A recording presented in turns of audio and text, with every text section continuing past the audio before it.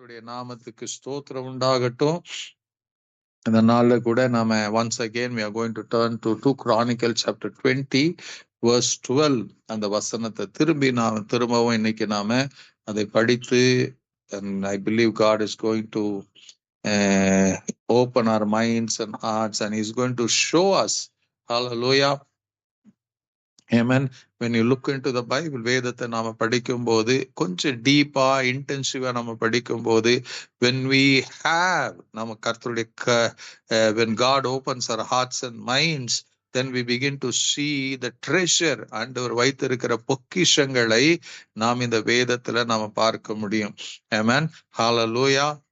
சங்கீதம் 119:18 சொன்னபடி, ஆண்டவரே வேதத்துள்ள அதிசயங்களை நான் பார்க்கும்படி என் கண்களை திறந்தருளும் என்று சங்கீதக்காரன் ஜெபிப்பான். காரணம் என்னன்னா, he knew, சங்கீதக்காரனுக்கு தெரியும், every treasure, every blessing is hidden or stored in the blessed word of God. Amen. அதனாலதான் சங்கீதம் 119:105 சொல்லும், ஆண்டவரே உம்முடைய வசனம் என் கால்களுக்கு தீபமும் என் பாதைக்கு வெளிச்சமுமா இருக்கிறது. Your word, அவருடைய வசனம் தான். Amen. It's a guide to us. நம்ம நேர் வழியில நடத்தக்கூடிய ஒரு வல்லமை கர்த்தருடைய வசனத்துக்கு மாத்திரம்தான் உண்டு. Hallelujah. And God, தேவன் எப்படி இருக்கிறாங்க? அந்த வார்த்தையோடு அவர் இணைந்து இருக்கிறார். Amen. You cannot separate God from His word. From the word of God, you cannot separate God. They are equally interwoven. Amen. அதனாலதான் இயேசு சொல்லுவார், if you abide in me and my words abide in you, என் வார்த்தைகள் நீங்கள் என்னிலும் என் வார்த்தைகள் உங்களிலும் நிலைத்திருந்தால். அப்ப இயேசு என்ன சொல்றார்? As the word is abiding, it's just interwoven with me. I want you, உங்க வாழ்க்கையில கூட என்னுடைய வார்த்தைகள் எப்படி இருக்கணும்? interwoven, உங்களுக்குள்ள உயிரோடு உயிரா அது கலந்து இருக்கணும். Amen. When that word of God, அவருடைய வசனம் நமக்குள்ள ஆழமாய் அது ஊடுருவி நமக்குள்ள இருக்கும்போது, when you are filled with this word, when the word has consumed us, நம்ம அந்த வார்த்தைகள் நம்மை கன்சியூம் பண்ணி இருக்குமானால், then இந்த பூமியில உங்களை போல ஒரு blessed யாருமே இருக்க முடியாது. Hallelujah. Hallelujah. அப்போ கர்த்தருடைய வசனம், that is the reason the Bible said we are blessed. கர்த்தருடைய வசனத்தின்படி நடக்கிற உத்தம பார்க்கத்தார் என்று சொல்லும். Amen. We are blessed because the word of God. Amen.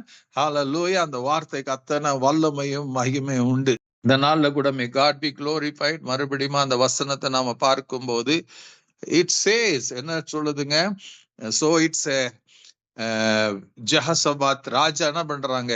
இந்த கடைசி வார்த்தை ஜெபம். ஆமென். சில நேரத்துல சொல்லுவாங்க, ஒரு மனுஷன் சாகுற நேரத்துல பேசுகிற வார்த்தைகள் அது உண்மையா இருக்குமா, he cannot lie-ன்னு சொல்லுவோம்.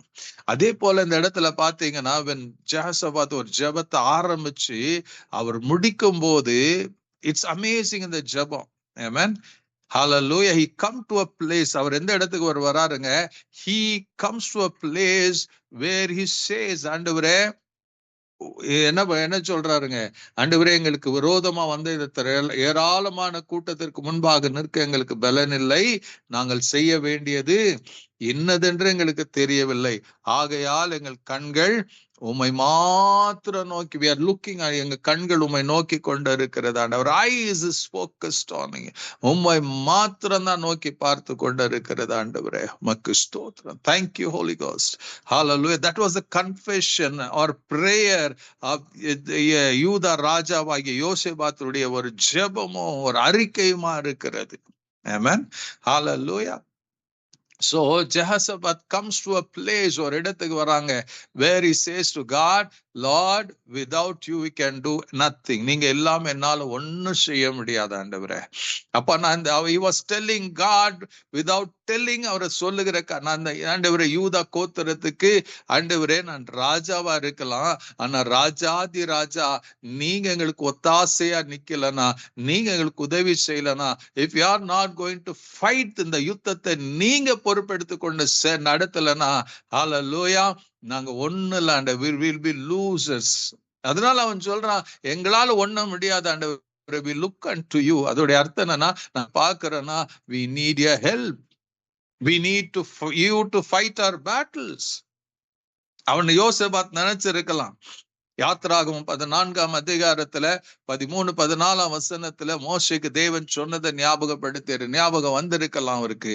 அந்த இடத்துல சொல்றாரு, மோசே பார்த்து, மோசே இந்த ஜனங்களை பார்த்து சொல்லு, இன்னைக்கு கண்ட எகிப்தியனை இனி நீ காணாது இருப்பாய்.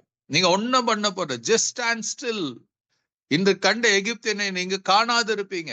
ஆமென், ஹல்லேலூயா. இஸ்ரவேல் மக்கள் ஒன்னும் பண்ணல. They didn't fight.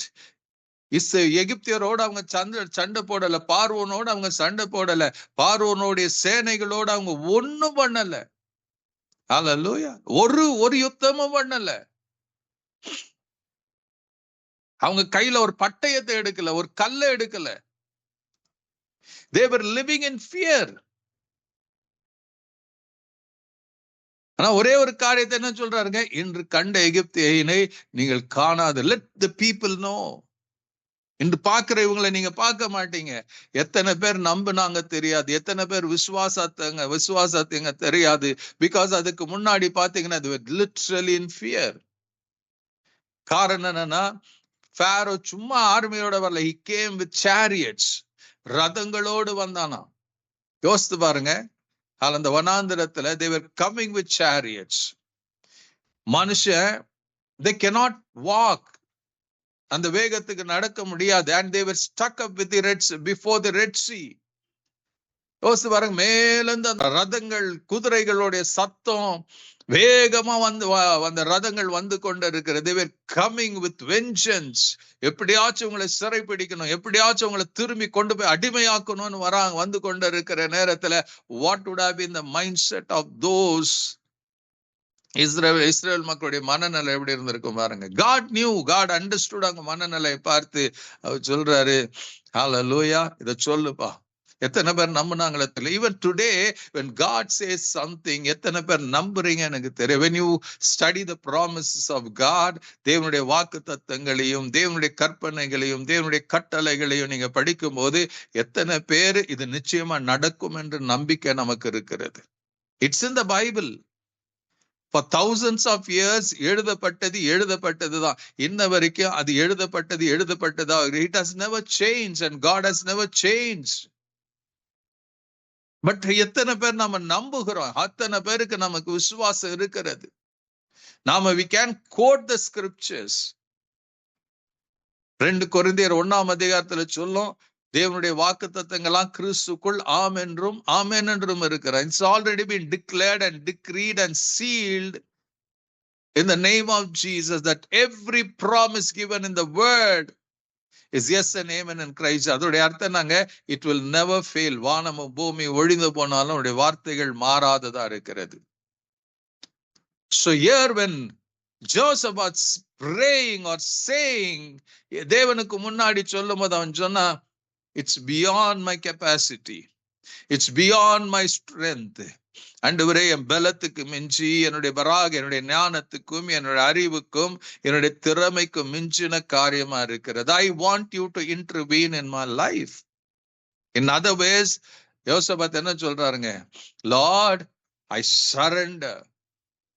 நான் அந்த மனுஷனுக்கு முன்னாடி I don't want to go and surrender before those kings, Lord. I surrender to you, Lord. I surrender my life. I surrender my plans. I surrender, Lord, everything. எனக்கு இருக்கிற எல்லாத்தையும் உங்க கரை சமர்ப்பிக்கிற ஆண்டவரே. எனக்கு இதுக்கு மேல என்ன பண்ணணும்னு தெரியாது. I don't have wisdom and understanding. I surrender, Lord. ஒரு காரியம் தெரியுங்களா, ஒவ்வொரு கர்த்தருடைய ஒவ்வொரு கிறிஸ்டியனுடைய விக்டரி ஜெயங்க தெரியுமா ஆரம்பிக்கிறது? It's not at the place where you work, not at the place of your faith. It begins at the place of your surrender. நீங்களும் நானும் கர்த்தருடைய சமூகத்துல அர்ப்பணிக்கும் போது, சரண்டர் ஆகும் போது, God begins to take, அவர் எடுக்க வேண்டிய முடிவுகளை அவர் எடுக்கிறத நாம் வேதம் முழுக்க பார்க்கலாம். Hallelujah. Till you come to a place of surrender. ஏன்னா அந்த சரண்டருக்கு வர வரைக்கும், because we always tend to do everything with our own wisdom, with our own eyesight, with நம்முடைய everything what all we have அதை வைத்து எப்படியாச்சும் ஜெயிக்கணும், எப்படியாச்சும் முன்னேறணும், எப்படியாச்சும் இதை செஞ்சிடணும்னு நினைப்போம். பட் காட் அதெல்லாம் you have to work out. நீங்க தான் செய்யணும், நீங்க தான் பார்க்கணும், நீங்க தான் எடுக்கணும். You will be tired, you will be worn out. And சொல்ற நீ எதுக்கு worn out ஆகணும், நீ எதுக்கு tired ஆகணும்? Just come to a place, surrender yourself in my presence. Will you give yourself into my hand? Hallelujah. யோவான் 15 சொல்லும், நீங்கள் என்னிலும் என் வார்த்தைகள் உங்களிலும் நிலைத்திருந்தால் நீங்கள் கேட்டுக்கொள்வது எதுவோ அது உங்களுக்கு கொடுக்கப்படும். There is no struggle. Surrender is a place where you don't struggle. You just lay yourself, you tell, it's over, Lord. No more I. நீ எதாகிலும் செய்யணும், நான் செய்யுங்கன்னு சொல்லி ஒப்பு கொடுக்கும் போது God begins to act. இங்க யோசேபாத் அதாங்க, when after that prayer அவன் ஜெபித்து முடிக்கிற வரைக்கும் nothing happened. Amen. அவன் வாக்கு தத்தங்களை சொன்னான், ஆண்டவரே இதெல்லாம் சொன்னீங்களே, இதெல்லாம் எழுதப்பட்டு இருக்கு, ஒன்னும் நடக்கல. The moment he completed his prayer at the 12th verse, அடுத்த வசனத்துல பாத்தீங்கன்னா, the spirit of God came upon ஒரு மனுஷன் மேல கர்த்தருடைய ஆவியானவர் வந்து அவர் சொல்லுகிறார், யோசேபாத்தே, யூத மக்களே, என்னன்னு, ஹalleluya, இந்த யுத்தம் உங்களுடையதல்ல, இது கர்த்தருடைய யுத்தம். ஹalleluya. யோசேபா ஜெபம் பண்றாரு, யூத மக்கள் உபவாசம் பண்ணி ஜெபம் பண்றாங்க. ஹalleluya. மைண்டுக்குள்ள நிறைய காரியம் ஓடிக்கொண்டே இருக்கு, எப்படி பண்ணலாம், என்ன பிளான், எதை பண்ணலான்னு. அந்த ஜெபம் முடிகிற நேரத்துல Jehoshaphat came to a place of surrender. He said, ஆண்டவரே, இந்த ஜனத்துக்கு முன்பாக எங்களுக்கு என்ன செய்யணும்னு தெரியல. Hallelujah. But we look unto you. நோக்கி பார்க்கிறோம் ஆண்டவரே. It means we surrender, Lord. நாங்க surrender பண்றோம் ஆண்டவரே. When you surrender, God begins to move. God begins to act. ஒவ்வொருடைய வாழ்க்கையில இது நிஜங்க. When your victory begins at the place of surrender. Hallelujah. Your provision begins at the place of surrender. Everything. கர்த்தர் உங்க வாழ்க்கையில ஏதாச்சும் ஒரு கிரியை செய்யணும்னா உங்களுடைய சரண்டர் ஆகிற இடத்துல தாங்க கர்த்தர் ஆரம்பிப்பாரு. அது வரைக்கும் அவரு தெரியும் அவருக்கு. நீங்க என்ன பண்ணுவீங்க? You will try all, you will use everything. உங்களால உங்ககிட்ட இருக்கிற எல்லா தாளந்துகளையும் பயன்படுத்தி ஜெயிக்கணும்னு நினைப்பீங்க. But it's going to be vain. அதனால இட்ஸ் பெட்டர் ஒவ்வொரு காரியம் every day when you come to God, learn to surrender. When you bring your prayers and சொல்லுங்க, surrender பண்ணுங்க, he will do something for that. Amen. இங்க அர்ப்பண, when that surrender came, ஆண்டவர் தேவ ஆவியானவர் இறங்கினாரு. அவர் சொல்லுகிறாரு, இந்த யுத்தம் உங்களுடையதல்ல, தேவனுடையது. And God continues to speak. அவர் சொல்றாரு, நாளைக்கு நீங்கள் அவர்களுக்கு விரோதமாய் போங்கள், அவங்க இந்த வழியா வர போறாங்க. ஹalleluya. வருவாங்க. Let them come. அவர் சொல்றாரு, இந்த யுத்தத்தை பண்ணுகிறவர் நீங்கள் அல்ல, யூதா மனுஷரே, சகல ஜனங்களே, நீங்கள் தரித்து நின்று கர்த்தர் உங்களுக்கு செய்யும் ரட்சிப்பை பாருங்கள், பயப்படாமலும் கலங்காமல் இருங்கள், நாளைக்கு அவர்களுக்கு எதிராக புறப்படுங்கள், கர்த்தர் உங்களோட இருக்கிறார் என்றான். Hallelujah. This is the promise of God. The promise of தேவனுடைய வாக்கு தத்தங்கள் எங்க உயிர்ப்பிக்கப்படுகிறது தெரியுமா? At the place of surrender. As the place of surrender. அந்த கர்த்தருடைய சமூகத்துல வந்து நீங்க சொல்லும் போது, ஆண்டவரே இது எங்களால் என்னால ஆகாத ஆண்டவரே, நீங்க தான் எதாகிலும் செய்யணும். ஆண்டவரே, என் குடும்பத்தை நீங்க தான் முன்ன நடத்தணும், என் பிள்ளைகளை நீங்க தான் முன்ன நடத்தணும், என் பிள்ளைகளை நல் வழியில கொண்டு வரணும். ஆண்டவரே, என் பிரச்சனைகளை நீங்க தான் தீர்த்து வைக்கணும். Hallelujah. When you go to God with that mindset, அந்த மென்டாலிட்டியோட நீங்க போகும்போது கர்த்தர் சின்ன சின்ன காரியங்களை சொல்லுவார். இங்க when Jehoshaphat சரண்டர் பண்ணும்போது தான் ஆண்டவர் சொல்றாரு, நாளைக்கு ஜஸ்ட் போங்கப்பா, உங்களுக்கு நடுவுல கர்த்தர் இருக்கிறாரு, அவர் செய்கிற மகிமையான காரியங்களை நீங்க பார்ப்பீங்க. அது வரைக்கும் ஒன்னும் பேசல கர்த்தர். When you come to a place of surrender, God begins to do wonderful thing. பெரிய காரியங்களை அவர் செய்கிறது மாத்திரமல்ல, அது எப்படி அவர் செய்ய போகிறார், நீங்க என்ன செய்யணுங்கிறது கூட கர்த்தர் சொல்லி கொடுப்பாரு. ஆமென். அந்த சரண்டரான இடத்துக்கு வரும்போதுதான் தேவனுடைய இந்த வார்த்தை வந்த போது யோசேபாத்துக்கு தெரிஞ்சிருச்சுங்க, ஹalleluya, நம்ம ஒன்னும் சாதிக்க முடியாது. It's waste for me to use my army. என்னுடைய ஆர்மியை கொண்டு ஏதாகிலும் பிளான் பண்றதுக்கு ஒன்னும் கிடையாது. So he came to a place, அவர் சொல்றாரு, கர்த்தருடைய வார்த்தை வந்துச்சு, let us all join together and praise God. ஹalleluya. அந்த சரண்டரான இடத்துல தாங்க தைரியம் வரும், விசுவாசம் வரும். யோசேபாத்துக்கு அது வந்தது. யோசிச்சு பாருங்க, 3 ராஜாக்கள் வந்திருக்கிறாங்க. God said இந்த வழியா தான் வர போகிறாங்க. ஆனா ஆண்டவர் சொன்னார், இந்த யுத்தத்தை கர்த்தர் செய்ய போகிறார் சொல்லி, இதெல்லாம் after his surrender God spoke these words. அந்த வார்த்தை கேட்ட மாத்திரத்தில் யோசேபாத்துக்குள்ள சந்தேகம் வரல. Faith arose in him. அவனுக்குள்ள விசுவாசம் எழும்பினது, நம்பிக்கை எழும்பினது. He saw God fighting this battle. அவன் சொன்னா, கர்த்தர் யுத்தம் பண்ணணும், நான் எதுக்கு யுத்தம் பண்ணணும்? Better I will do another one thing. இன்னொன்னு நான் பண்ண போகிறேன். இந்த நேரத்தை நான் கொண்டாட போகிறேன். I am going to praise God. I am going to worship God. நான் மாத்திரல்ல, I am going to call all the people of யூத மக்களை அழைச்சிருக்கிறேன். லேவியர்களை நான் அழைக்க போகிறேன், ஆசாரியர்களை நான் கூப்பிட போகிறேன், அழைக்க போகிறேன். We are all going to join together and praise and worship God. ஒரு சரண்டர்ட் பர்சனுடைய ஆக்டிவிட்டி என்ன தெரியுமா? நீங்க கர்த்தருக்கு உண்மையா ஒப்பு கொடுத்திருப்பீங்கன்னா, உண்மையா உங்க லைஃப் கர்த்தருக்கு சரண்டர் பண்ணீங்கன்னா, நீங்க you will stop praying and you will start praising. அதுதான் நடக்கும். Because you knew, உங்க ஜெபம் பண்ணியாச்சு, இப்ப கர்த்தர் எல்லாத்தையும் செய்ய போகிறார். நான் எதுக்கு தொடர்ந்து நான் இதை போராடி கொண்டு இருக்கணும்? I will worship God. Surrendering, the place of surrender erupts praise and worships. அவர்களுக்கு பைபிள் சொல்லுது, அவர்கள் பாடி துதிக்க தொடங்கின போது, 22ஆம் வசனம், அவர்கள் பாடி துதி செய்ய தொடங்கின போது, when they began to sing and praise God,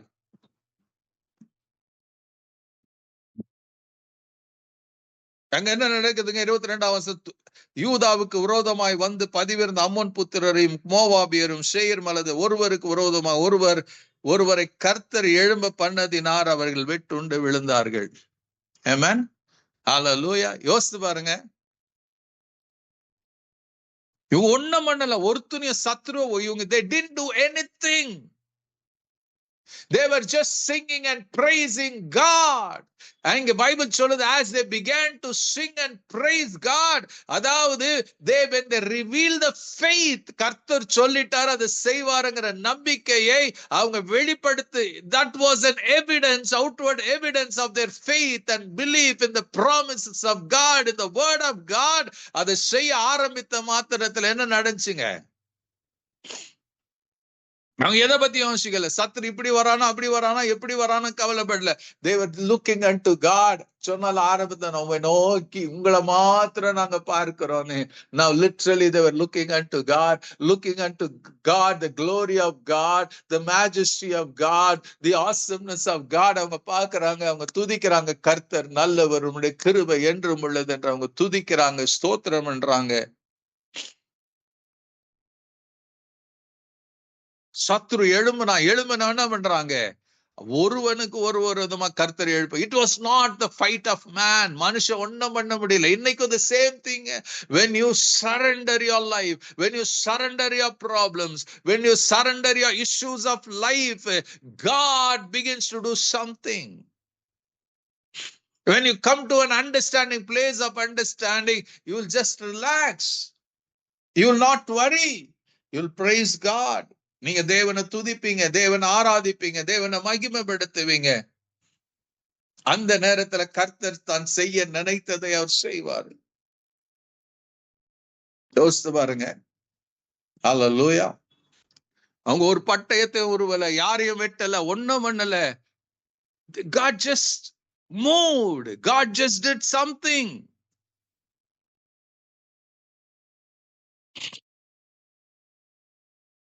இன்னைக்கு அதே பிரின்சிபல் தாங்க. God has never changed his principle. ஹல்லேலூயா. ஒரே ஒரு வார்த்தை சொல்லி நான் முடிக்கிறேன். அப்போஸ்தலர் 16ஆம் அதிகாரத்துல when Paul and Silas அடிபட்டு சிறைச்சாலையில போடப்பட்ட போது they prayed, they sang songs, பாடலை பாடி கர்த்தரை துதித்தாங்க. God did great and wonderful things. இது உங்க வாழ்க்கையில நடக்கும் என்று நம்புங்க, விசுவாசிங்க. God bless you. God be with you.